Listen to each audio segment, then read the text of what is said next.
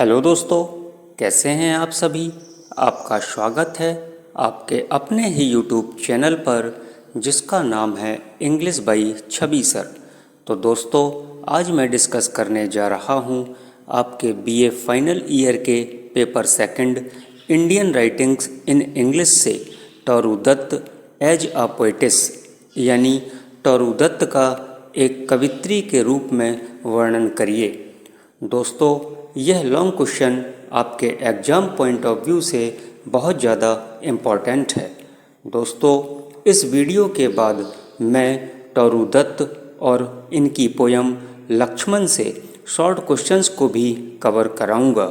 तो चलिए, अब आपका ज़्यादा समय न लेते हुए आइए शुरू करते हैं आपके आज के वीडियो को Toru Dutt as a poetess. तो जैसा कि आप अपने मोबाइल की स्क्रीन पर देख पा रहे हैं, so let's start the video.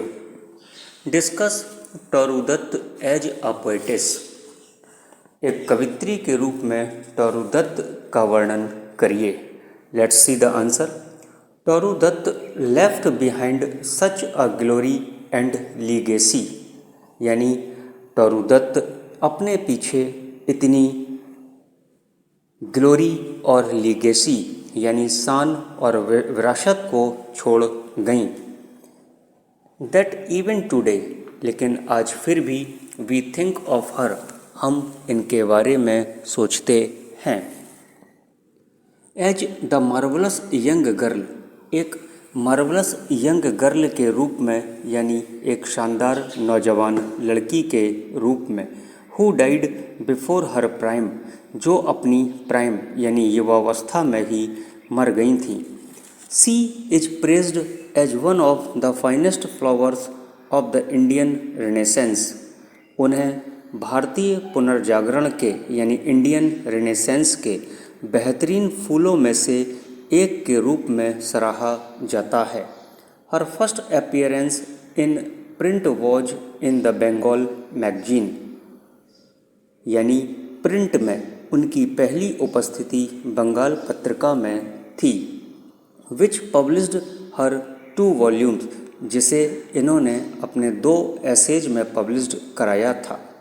Her developing personality, इनकी विकसित होती हुई जो पर्सनालिटी है, एंड जीनियस, और जो इनकी प्रतिभा है, बर बीइंग मॉडल्ड, उसको ढाला गया था बाई वेस्टर्न इन्फ्लुएंस यानी पश्चिमी प्रभाव के द्वारा। But she never lost touch with India, लेकिन भारत के साथ इन्होंने अपने टच को नहीं खोया। एंड इंडियन ट्रेडिशंस, और भारतीय परंपरा के साथ अपने टच को नहीं खोया। She brought Anglo Indian poetry to a high level of poetic excellence, वह एंग्लो इंडियन यानी आंग्ल भारतीय कविता को काव्यात्मक उत्कृष्टता के उच्च स्तर पर लेकर आईं। सी रेवील्ड मैचलेस परफेक्शन, इन्होंने रेवील्ड यानी भेद खोला मैचलेस परफेक्शन का यानी अद्वितीय पूर्णतया का ऑफ द सोनेट फॉर्म, अपने सोनेट फॉर्म के।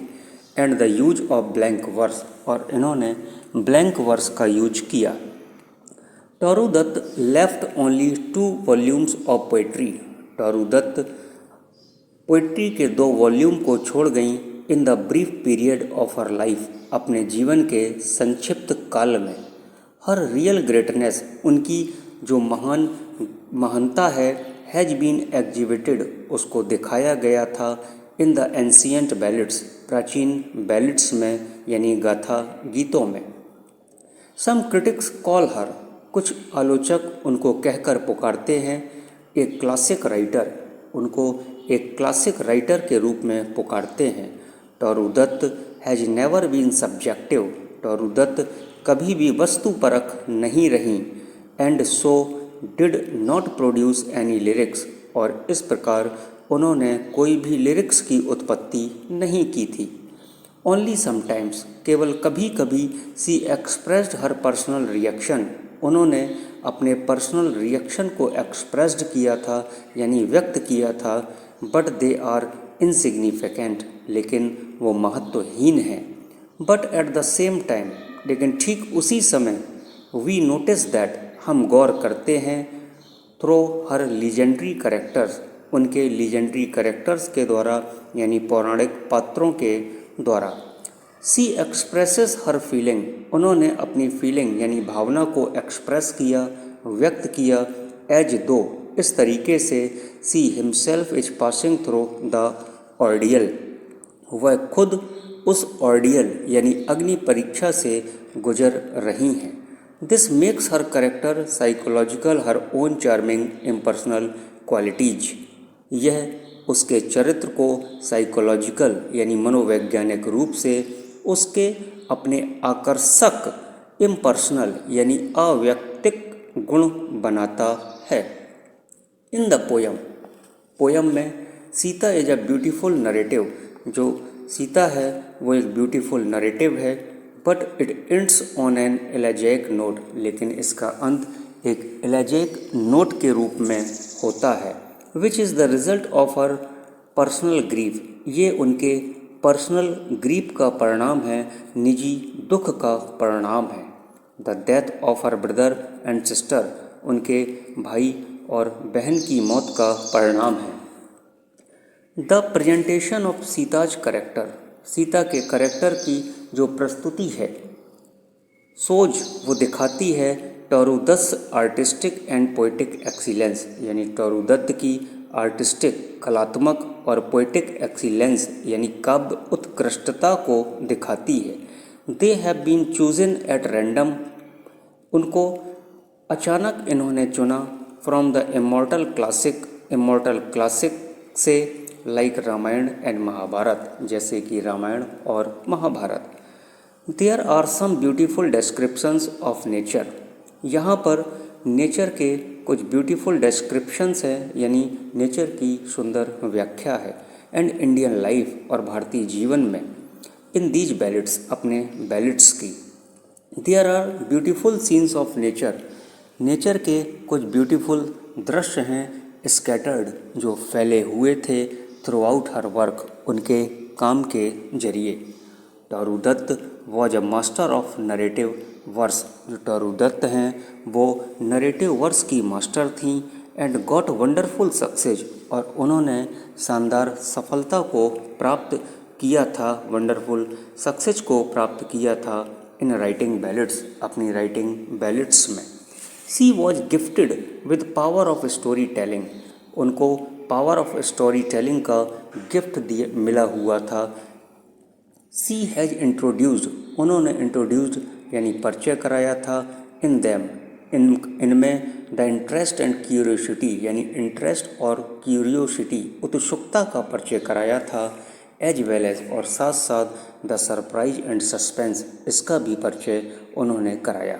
सी was the first Indo Anglian poet, वह पहली भारतीय आंग्ल भारतीय कवि हैं टू हैंडल इंग्लिश, जिन्होंने इंग्लिश को हैंडल किया था। बट वी नोटिस, लेकिन हम गौर करते हैं, some defeats and weakness in her poem, उनकी पोएम्स में डिफीट्स और वीकनेस को हम गौर करते हैं, यानी हार और कमजोरी को गौर करते हैं। There is roughness in her lines, उनकी पंक्तियों में रफनेस है, यानी खुरदरापन है। समटाइम्स, कभी कभी, दे आर अनपोइटिक, वो अनपोइटिक हो गई। And seems to have been written by a school girl, और एक स्कूल गर्ल के द्वारा वो लिखती हुई प्रतीत हुई। She stands in the first rank, वह पहले रैंक को प्राप्त करती हैं इन इंडो एंग्लियन पोइट्री, यानी आंग्ल भारतीय कविता में। तो दोस्तों, ये था आपका लॉन्ग क्वेश्चन, आपको कैसा लगा कमेंट करके ज़रूर बताएं।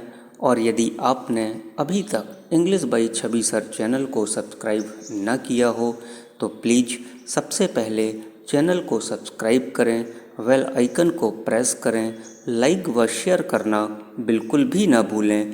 Thank you for watching.